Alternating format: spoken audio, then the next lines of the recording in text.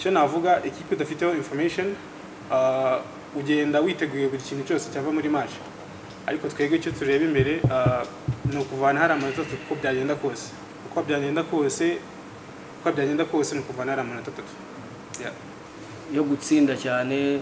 Ubona ko entraînement twagiye dukora turangiza dukina kugira ngo turebe izamu kandi so far so good ibintu biragenda neza. Nkaba navuga yuko ibitego bizaboneka.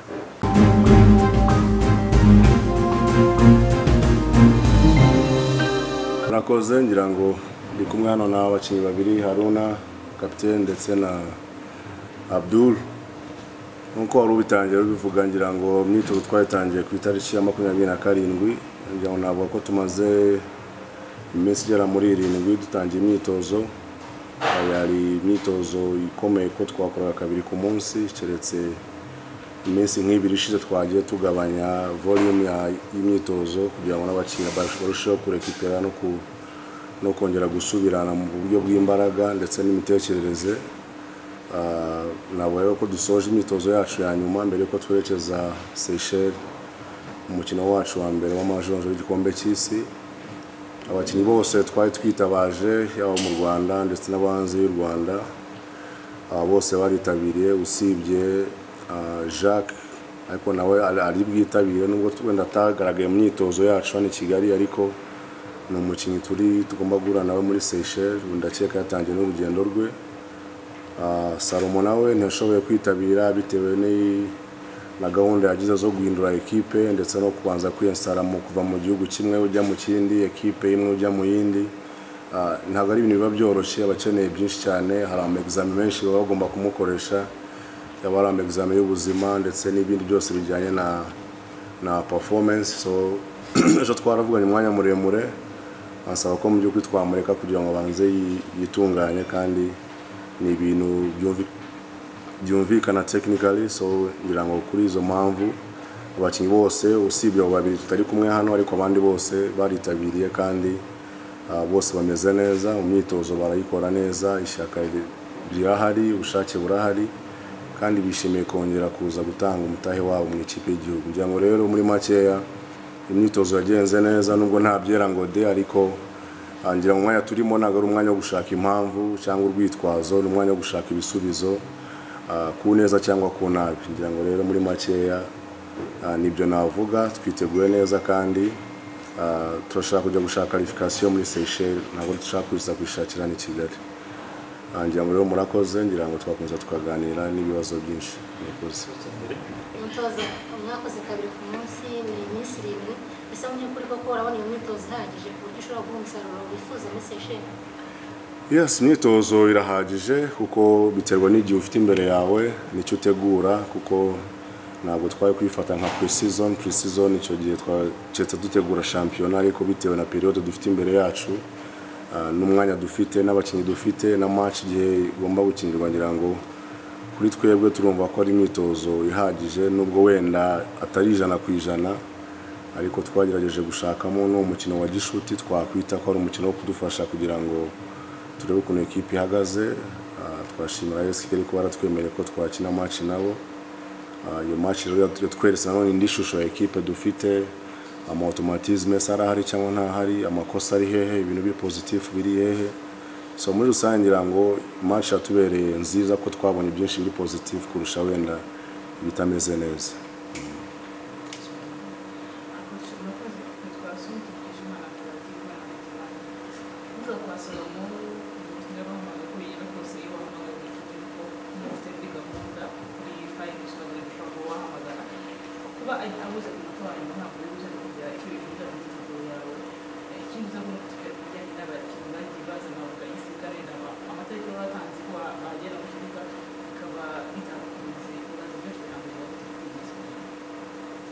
Urakoze ngira ngo nibyo koko iyo hamagaye umukinnyi bumwizeye kandi bumukeneye. So Salomo kuba taraje nanone ntago navuga ko ari umukinnyi wenyine twari dufite twari turambirijeho niyo mpamvu duhamagara abakinnyi barenze 2 cyangwa 3. So ibyiza nuko dufite Abdul dufite Emery dufite Manzi abo bose ni abakinnyi bari ku rwego rwiza n'abakinnyi bari competitive bafite experience mu ikipe y'igihugu ndetse n'imikino myinshi ngira ngo rero kuba yabuze kimwe nuko tutabyishimiye wenda ntabwo dushimye kuba tutari kumwe nawe ariko nanone ku rundi ruhande dufite abandi bakinnyi bazuzuza umwanya we kandi turabizeye igihe cyose twiye dukora imyitozo cyangwa se twitegura ntabwo ushobora gutegura ufite plan imwe gusa utegura ufite plan zirenga ebyiri ni kimwe nuko wagera mu kibuga ugasanga ibyo wapanze sinibikunze icyo gihe uzakutegura ibindi ako kandi ugahita uhindura ibindi so ngira ngo rero uko nabivuze kwa tutamufite navuga ko bitadushimishije cyane ariko nanone ntabwo twakwibagiza ko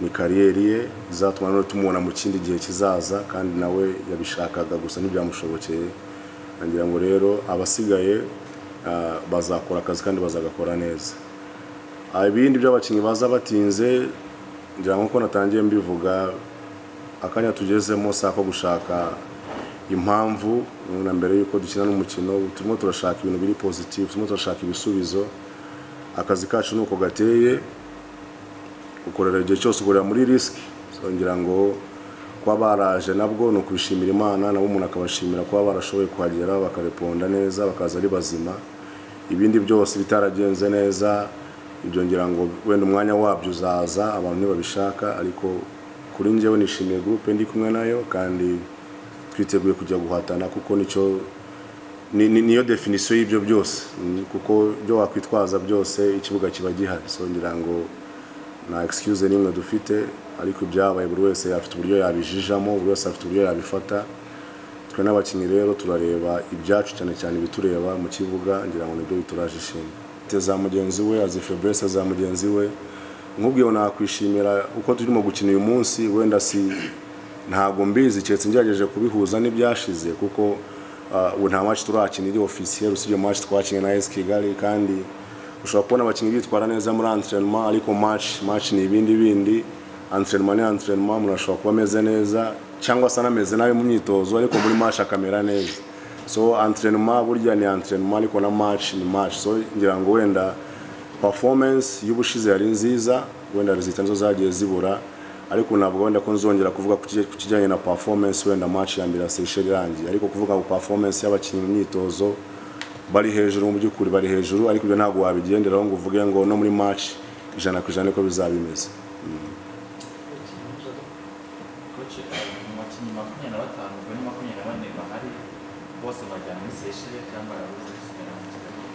ni ikibazo cyiza ubundi muri qualification za cyangwa se amarushanwa yose ya FIFA twemera abakinnyi 23 ariko wenda ku mpamvu natari busobanure ngira ngo kuri inshuro turaza gutwara abakinnyi 20 urumva ko bane bagomba gusigara ariko tuzaba joininga nanone tukigaruka kuko tuzakina kuri tariki 5 tugaruka tariki 6 dukomeze kwitegura match ya Retu tariki 10 ndetse na nyuma yaho dutegure na match ya Ethiopia cyane so umubare uzagenda ni 20 aho kuba 23 abasigara bo muraza kumenya mu kanya kuko nabo sindabibabwira so ntago byabyiza ko babisanga ahandi kandi nje tubana umunsi kunde ntabibabwira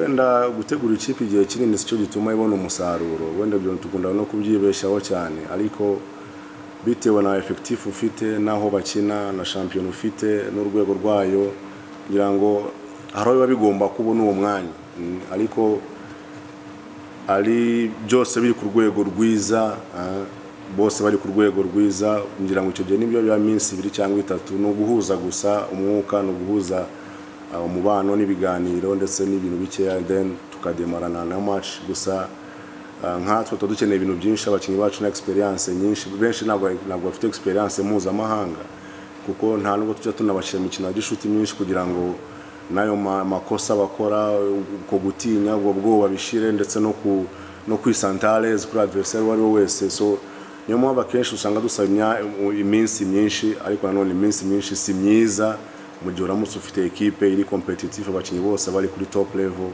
Ariko muri izi condition turimo, ngira ngo twakoze ibishoboka byose, twakoze mu mpande zose, cyane cyane iyo wegereye match hari ibyo wirinda kwinjiramo, hari ibyo wirinda gukoraho, ugerageza rero gukora ku buryo bizagufasha muri match, kuko match ni igihe gitoya then abakinnyi bagasubira mu bindi. Ngira ngo icyo gihe rero twarebye kuri preparation y'igihe gitoya kurusha uko wenda twakwibana preparation ya tournoi cyangwa se ya championnat nk'uko wenda umuntu yabyita.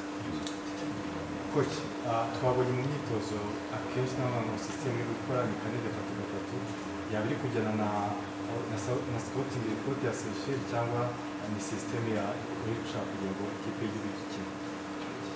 Bose nakubwira ku bya system kuko yes ni byiza warukwa observemo, ariko Seychelles ni igihugu kigoye kubona amakuru yacyo.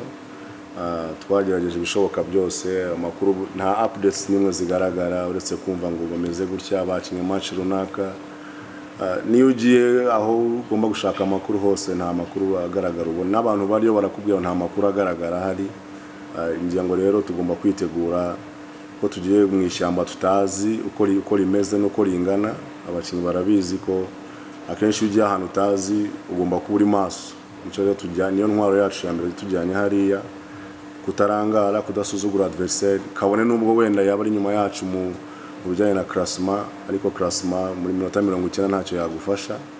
Ngira ngo rero tugiyeyo adversaire tumuhaye icyubahiro gihagije, kuko nitumuzi ashobora kuba tuzi kuko ibyacu biragaragara, ibyacu biranamenyekana, umuntu wese aho ari yabisoma akabimenya, ariko bo ibyabo biragoye kugira ngo ushobora kuba wabibona. N'ibyo ubonye ubona bidasobanutse neza, so icyo gihe nanone biraduha undi mukoro ukumva ko match uko abantu bayitekereza twese ko tuyitekereza. Abantu bumva ko ari match ari walk over yo kugenda tuhita dukaraba twambara tugenda, ariko siko biza kwa bimeze ku bakinnyi.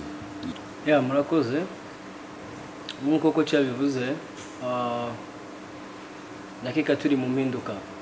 Ubu turi dufite ingamba zacu dufite nk'abakinnyi, ndetse twagiye tunabivugana no muri local tugira igihe cyo kwicara. Ntabwo turi kureba cyane ku byahise. Bamwe muri twebwe dufite n'inyota yo kumva ko twajya no kuri iyo Coupe d'Afrique, kuko abari ni shema no kuri kariya yacu y'umupira. So icyo navuga nuko icyo twakwizeza abanyarwanda nuko reka tubasabe kongera kutuba hafi, bongere batugirire icyizere. Natwe ubwacu nk'abakinnyi dufite ingamba dufite, nubwo wenda tudashaka kuvuga cyane, ariko icyo navuga nuko izi match tugomba gutanga ibishoboka byose, n'ibyo tutigeze dutanga muri match zashize tugomba kubitanga muri izi match kugira ngo turebe ko twakarifiye ekipe yacu, kuko ni ishema ryacu, ni ishema ry'abanyarwanda, ni ishema rya buri muntu wese mu gihugu cyacu. So nta byinshi rero mfite byo kuvuga. Icy'ingenzi nuko ingamba tuzifite nka ekipe, ingamba tuzifite nk'abanyarwanda, kandi murabizi neza ko abashize hamwe nta kibananira. So turi hamwe kandi turi cyari nkuko umutoza bivuze gukora igishoboka cyose, yaba ku cyiza cyangwa se kibi, kureba niba aho tugiye muri Seychelles twatangira neza, kugira ngo biduhe niyo motivation yo kubasha kujya mu zindi match twumva dufite imbaraga. Namaze nk'umwaka utari mwaka turi mu ikipe y'igihugu, muri knockout igisabwa cyane no gutsinda, kandi muri secteur offensive none ibitego biri buze kuboneka ugendeye ku kubona basugira Jacques Kagere n'abandi. Ibyo byose ni ibintu twagiye tuganira, byose birimo. Of course inshingano zacu n'umundi no gutsinda, akaba ariyo mpamvu navuze ko tugomba gukora ibishoboka byose. So ni cyiza, urabona ko nagiye mbivuga kenshi, turabana abanyarwanda twese twumva ururimi rumwe, turaganira cyane bishoboka, turanaganira ubu ngubu biruta nuko twaganiraga mbere. Akaba ariyo mpamvu twagiye tugira n'ama-entraînement yo gutsinda cyane. Ubona ko entraînement twagiye dukora turangiza dukina kugira ngo turebe izamu, kandi so far so good, ibintu biragenda neza. Nkaba navuga yuko ibitego bizaboneka. So urebye twebwe promesse dukora, buri muntu ashobora gukora promesse iri positive kuri buri kintu cyose ashatse.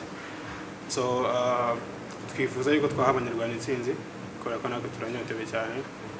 Nakeka ko abanyarwanda tunyotewe no kubarusha, ubona ko tuba turi kuri terrain, staff technique, coach, abakinnyi. So navuga yuko ntabwo navuga ku bya kane kubera ko ntabwo turajya muri kane. So dushaka kuvuga kuri match ya Seychelles, match ebyiri, match zikomeye. Urebye match turi gukina yo kujya amatsinda ni match ya Libya igihe badukuramo. So icyo navuga izi ni match ebyiri zigaruka nyuma y'imyaka hafi 4 cyangwa 3. So dufite intego yo gukuramo Seychelles, nibyo nakwiziza abanyarwanda. Turanyotewe cyane, tugiye gushaka imbaraga zishoboka zose. Ubona ko hagiye hagaruka ibintu biri negative, gukora critique nyinshi, ariko ibyo ngibyo ntabwo tubireba. So icyo navuga nuko tugiye gushaka intsinzi muri Seychelles mbere yuko tubishakira inaha. Hashize iminsi muri defense udakorana na Emery, bimeze gute ku rwego rw'Emery? Nibyo koko hashize igihe kinini, ariko urebye niyo mpamvu coach yaduhamagaye hakiri kare kugira ngo twongere tugirane partnership. So icyo navuga nuko tumaze gukora imyitozo, urabona ko coach nawe arimo kugerageza kutwegerana, haba Thierry, haba Emery, haba nyewe. Urabona ko nta communication nziza, nta kibazo gihari. Tumaze imisi hafi 3-4 tumaze kumenyana nta kibazo. Uruhande rw'abakinnyi ntamwe kuba babanje muri squad babandemo bakame utamuze igihe amaze nagamo muri equipe nationale bagashyiramo n'undi bakabona bakamukana uruhande rw'abakinnyi mwakudafasha. Ikintu cya mbere bidufasha nuko navuga ko ari abakinnyi b'abasenior, n'abakinnyi utakwifuza ko bubura muri group. N'abakinnyi bazi uko muri locker rooms biba bimeze, n'abakinnyi bafasha coach. Urebye baraturuta mu myaka, bafite experience nubwo wenda bakina mu gihugu ariko bakinnye no hanze. So navuga ko ari abakinnyi utabura muri group ko wahamagara koze. So n'abakinnyi ugomba kugumisha hafi niyo batakina, ariko baba duha morale, baba batubwira yuko tugomba kubikora, kandi nabo tugomba gushaka ukuntu twagera kure kugira ngo nabo barangize karere bafite icyo bavuga ko bakoze. So navuga ko ni ibyishimo kongera guhamagara. Batujyaye akabazo k'amatsiko ko u Rwanda rwaherukaga mu bikorwa na Maurice Madio nawe wabona ari mu Rwanda rutsinda rukundiranye. Kiriya gihe ni iki cyabuze, naho amasomo y'ingano nakuyemo ku buryo bishobora kongera kuba umukino wa Seychelles? Akabazo k'amatsiko n'akabazo mutoza niba koko ese kapitene ni Haruna yarangiye kwemezwa?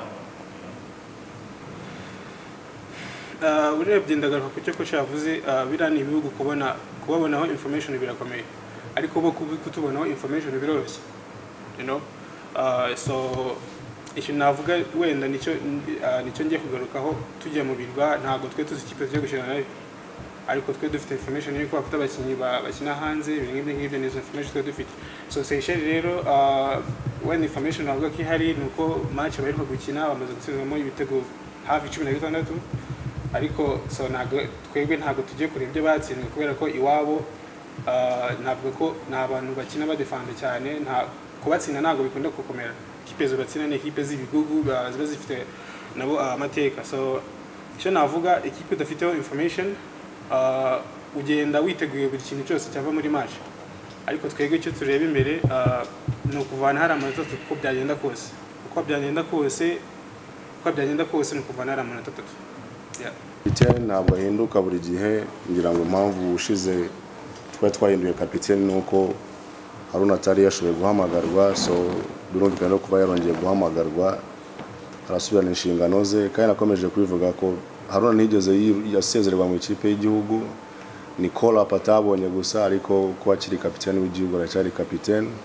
Ibyabe gusa byari uko Jacques agomba kwasiriza inshingano muri absence yiwe, kimwe nuko niyasimbuwe ntabwo asohokana igitambaro.